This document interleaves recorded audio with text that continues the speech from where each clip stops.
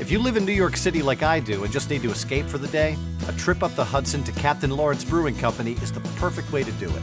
I love the atmosphere here. Step past its warehouse exterior and you'll find a brew pub that's both industrial and folksy. On just about any evening, you'll find local families and city refugees like me crowded into the tasting room or spread out into a makeshift beer garden inside the brewery. Captain Lawrence makes some of my favorite New York State beers, so this isn't my first visit, although this is the first time that I was going to meet its founder, Scott Vaccaro. Scott has built an impressive operation here, a brewer's paradise with just about every conceivable piece of beer-making equipment.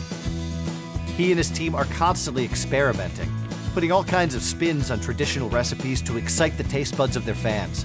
Last year alone, they produced over 100 different beers. They've also put their own unique spin on the menu with a refreshing take on classic pub fare. So when I sat down with Scott to learn more about the brewery, I wanted to have him walk me through a little food-beer pairing. Scott, thanks so much for having me here. I've been drinking your beer for about a decade now. It's so good to finally meet you. It's a pleasure to have you here, and we appreciate you coming to visit. Yeah. Tell me a little bit about when you first opened here. Yeah, sure. It was August of '05 that we broke ground, started cutting floor drains into our space in Pleasantville, which is about 4.5 miles up the road. December of '05, we brewed our first batch of beer, and then January of '06, we threw it in the back of my Jetta and drove it to that first bar. You still have that Jetta? It's long gone, thank God. Captain Lawrence, tell me where that name comes from. So I grew up on Captain Lawrence Drive. You know, brewing that first batch of homebrew. I got a bunch of Corona bottles, got on WordPerfect at the time, made up some labels, Captain Lawrence Brewing Company, and slapped them on there, and the name just stuck. That's amazing. And here we are today. My parents still live on Captain Lawrence Drive, so you can go knock on their door and see if they'll fill your growler. What's the address? Phone numbers too. What are some of the beers that you're brewing now that you're really passionate about? You know, right now we have some really cool stuff coming out of our sour program, just really bright fruit sours. We're using local peaches, strawberries, raspberries, cherries, you name it. What's some of the equipment that you have in the brewery that's suited specifically for your sour program? We're using fooders, which are large oak vessels that are anywhere from 1,200 to 1,800 gallons. We have 9 fooders, and then we have 4 600-gallon Italian rounds, and we do have a bunch of 55-gallon oaks as well. What are some of the more popular beers that you brew here? Our IPAs are incredibly popular and continue to grow. I mean, it seems like IPAs are kind of taking over the world, and it's no different in our tap room here in this neck of the woods in New York. Our Pilsner has been growing in popularity, which I think is kind of like the next wave after all these IPAs. Yeah. You know, nice hoppy, bright Pilsners. It's a great style of beer, easy drinking, and you really can showcase the hops in them. Tell me a little bit about the menu here. It is really cool. We wanted to do something a little different, you know, and so it's a Southeast Asian-inspired menu. That's a pretty amazing thing to see at an American brewery, to see those flavors. Yeah, I mean, you know, it's tacos, it's burrito, it's wings, you know, it's all the same food you'd expect, Yeah. but with a different flavor profile. And, you know, the flavors, really, they make you want to have another beer. You know, they're salty, they're sweet, there's spice, and just a lot of great, you know, depth of flavor. And with that introduction, it was time to start our pairing.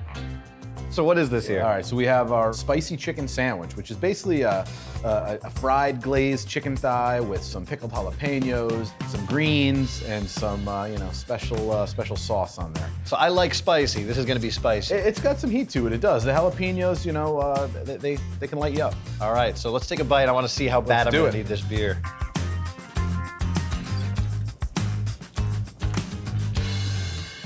Kind of builds that heat, you know, it kind of sneaks up on you. It really does. That flavor is so dark and complex. It's great. So I'm feeling the heat from the jalapeno. Yep. So what am I drinking here? So now we have some Effortless Grapefruit IPA, which is our session IPA with some natural grapefruit flavor added in there. It's citrusy, a little bitter, it's hoppy. And very clean too, isn't it? It is. You know, we're dry hopping it with Bravo, with some Mosaic, and, you know, a few other varieties, and you know, we're making it like a true IPA, and then the grapefruit gets added on the back end, and you know, we just want the citrus flavors to come through.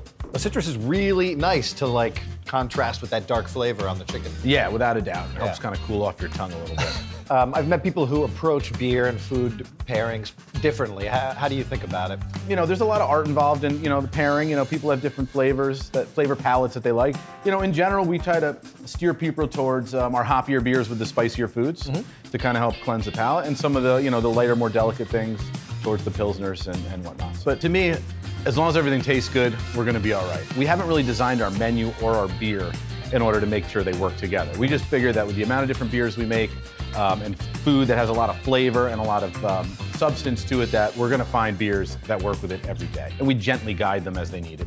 I like that. Like, it seems sometimes that pairing is this science and there's right things to do and wrong things to do and you have to learn certain things. That's really not what it's about. It's about getting two things you like and find some ways to make it work together. Yeah. All right, this was excellent, and I know we've got one more to try. All right, this is my personal favorite. I love wings and beer together. I have not had wings like this before. What is this? Yeah, so this is these are our signature spicy wings with some fried garlic chips and a little bit of mint and just a special glaze that kind of wraps it all together. All right, great. So I'm gonna dig into this. Dig in and then wash it down with some powdered dreams. Yeah. Super crispy. Look at that, perfectly cooked. Yeah, the glaze kind of sits on top of that crispy skin and kind of just gives you a little sweetness. And then I remember when this first came out, I was very excited about it. Yeah, this is a fun one. It's one of those Northeast style IPAs, hazy, unfiltered. We're using lupulin powder, which is like the newest thing in hops. They freeze dry the hops, shatter them, and collect all the good stuff and just turn them into this delicious powder. How does it come? You buy it by the pound? You do, you buy it by the pound. The first generation of lupulin powder was just that, powder in a bag. Yeah. Extremely difficult to work with, very sticky, would stick to everything. Now they've pelletized it very loosely, kind of forming these little pellets that fall apart very easily. Just makes it easier to handle. The point is to get rid of the vegetative matter and just concentrate the flavor. That's wild. So in the spirit of always changing and evolving, what are you excited about for the next few years for yourself? We're in the process of actually taking over another 8,000 square feet right here in the building. And we're gonna be putting in a small distillery because beer and whiskey go so well together. Why not make some whiskey on site? That's so cool. What spirits are you gonna make? I would definitely do some apple brandy because we're in New York State and there's a lot of apples. Uh-huh. We're gonna do some whiskey. We're gonna do some gin. We're gonna run the gamut. I mean, it'll be a craft distillery. Just like here, we're gonna experiment and have fun. Well, thanks so much for the time today, and I really can't wait to come back and see the expanded tap room and see what crazy stuff you have on tap. Yeah, we look forward to having you back. We're always changing, so next time you come back, it'll be completely different. And thanks for including us, and thanks for coming by.